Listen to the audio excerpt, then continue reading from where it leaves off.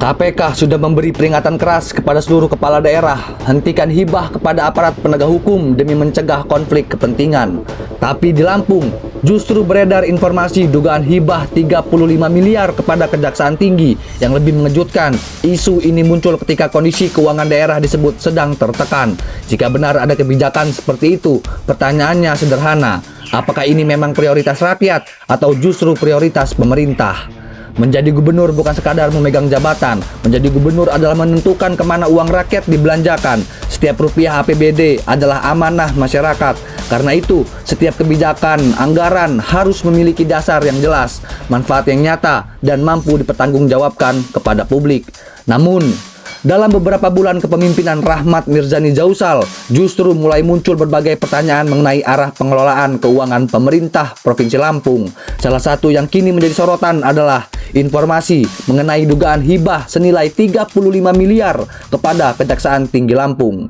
Ironisnya, informasi itu mencuat hanya beberapa waktu setelah Ketua KPK Setio Budianto secara terbuka mengingatkan seluruh kepala daerah agar menghentikan pemberian hibah kepada aparat penegak hukum. Pesan KPK sangat jelas, bukan karena hibah selalu dilarang, melainkan karena praktik seperti itu berpotensi menimbulkan konflik kepentingan atau memunculkan persepsi yang dapat mengurangi kepercayaan publik terhadap independensi penegakan hukum. KPK bahkan mengingatkan bahwa pencegahan korupsi harus dimulai dari kebijakan anggaran yang bersih dan bebas dari potensi benturan kepentingan. Namun di Lampung, muncul informasi bahwa pemerintah provinsi diduga mengalokasikan hibah sekitar 35 miliar kepada Kejati Lampung. Yang menjadi persoalan adalah minimnya komunikasi kepada masyarakat. Diam bukanlah strategi komunikasi yang efektif. Ketika muncul informasi yang menyangkut puluhan miliar rupiah uang rakyat, publik berhak memperoleh klarifikasi yang cepat, terbuka, dan berbasis dokumen. Semakin lama tidak dijelaskan, semakin besar ruang bagi spekulasi.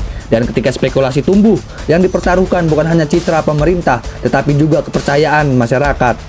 Di bawah kepemimpinan Rahmat Mirzani Jausal, tantangan utama Lampung sebenarnya bukan sedikit.